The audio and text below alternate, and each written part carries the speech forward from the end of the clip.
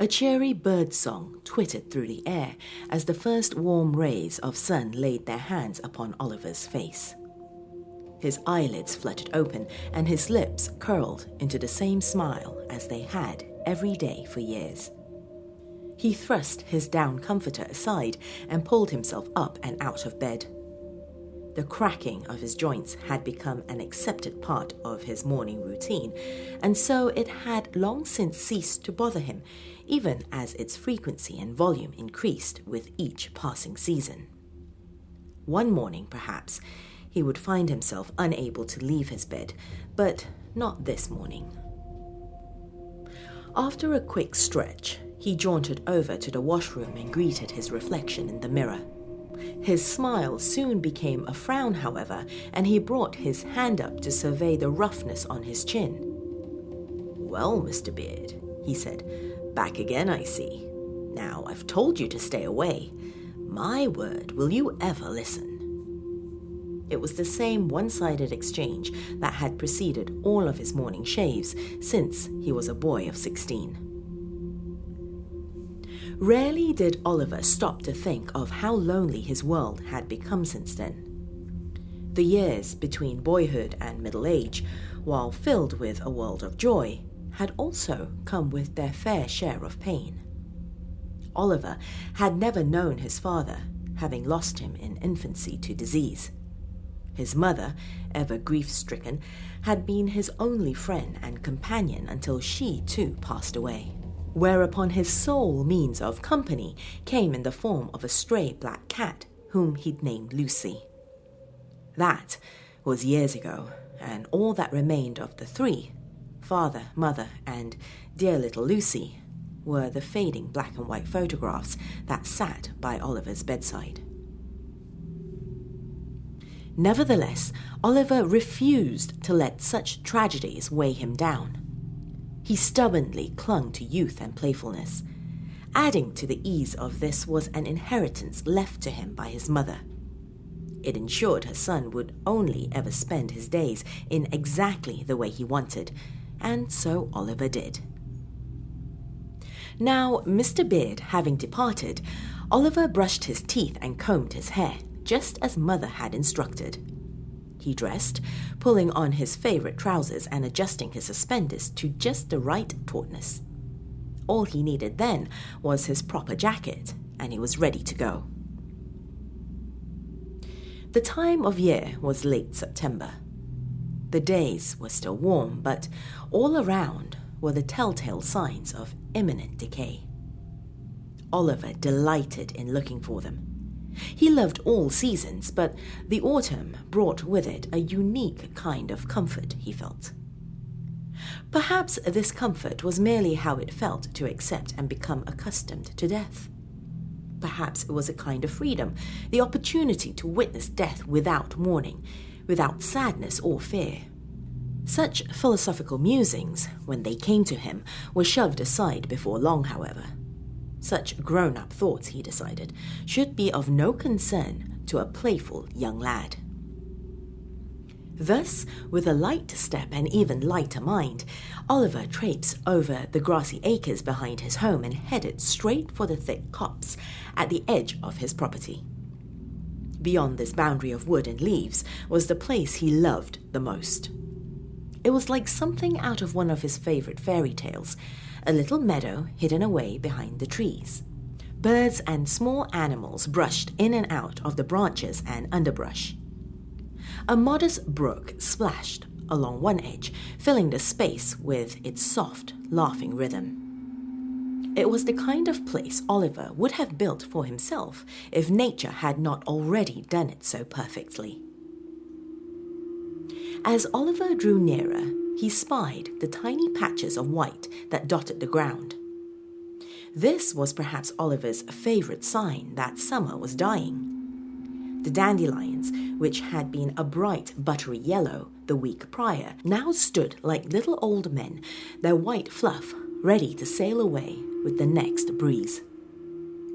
Such a dramatic change seemed like magic to Oliver.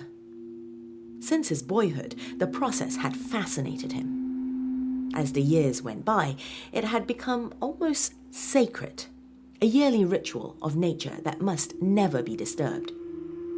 The desire to pick an aged dandelion and blow away its down had seized him many times, but to Oliver, such an act was a crime. Never force what nature will do in its own time, he would remind himself.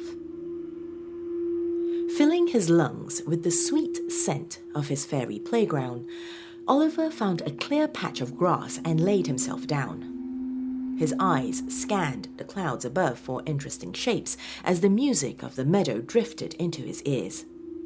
At length, his eyes grew tired and shut. In the darkness, the sounds that danced around him were amplified, and he judged it all beautiful. Excitement rose within him when he heard the crackling of twigs and the rustling of leaves. Something, he was sure, had joined him. Too large to be a bird, he thought as he continued to listen. His new guest padded softly about. An animal of some kind, he said to himself. For a moment, he wondered if he should open his eyes and have a look, but comfort soon won out and they remained closed. After all, his new animal friend sounded rather small and hardly interested in him or curious about his presence. All in all, Oliver felt quite safe and unconcerned. With peace in his heart and mind, he nearly drifted off into a mid-morning slumber. It was a slight but persistent tickle on the tip of his nose that brought him back to full consciousness. Instinctively, his eyes flew open. He brought his hand up to relieve the itch. Upon inspection, it was clear that he held a single dandelion seed between his fingertips, its delicate white parachute still attached. Movement caught his eye then. There were more of them, many more floating in the air above him. His heart leaped in his chest as he sat up to greet them. Oliver smiled broadly as he watched them dance and flit all around him. "Oh my," said a small voice some distance away. "You're awake." Oliver turned toward the voice's source. There, sitting almost in the center of the meadow, was a child. She was small, no older than 10, Oliver reasoned. Her golden hair shone in the mid-morning sun. She smiled warmly at Oliver, but he could not bring himself to smile back. Her presence there unnerved him.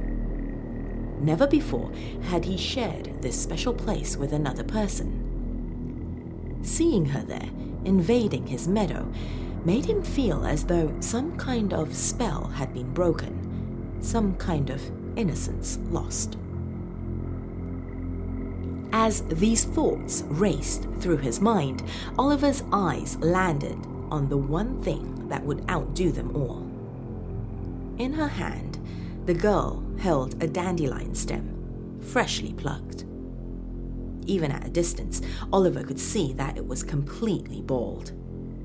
Furthermore, all about the spot where the girl sat were no fewer than 5 other stems, all similarly defiled. Oliver felt his blood begin to boil as the child cast aside the stem she was holding and reached to grab another snowy bloom nearby. "No!" Oliver shouted. Without even thinking, he lunged towards the girl. In less than a second, he was upon her. She shrieked and writhed and wriggled in his grasp. All the while, Oliver shouted, "How dare you! You little destroyer! How would you like it? How would you like it?" With animal ferocity, he grabbed a handful of the child's hair. He pulled and pulled as she screamed and screamed. Strands came off in his hand, but he would not be satisfied. No matter how much came out, Oliver wanted more.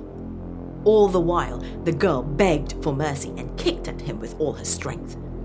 Oliver just kept yanking. Images of Lucy flooded his memory.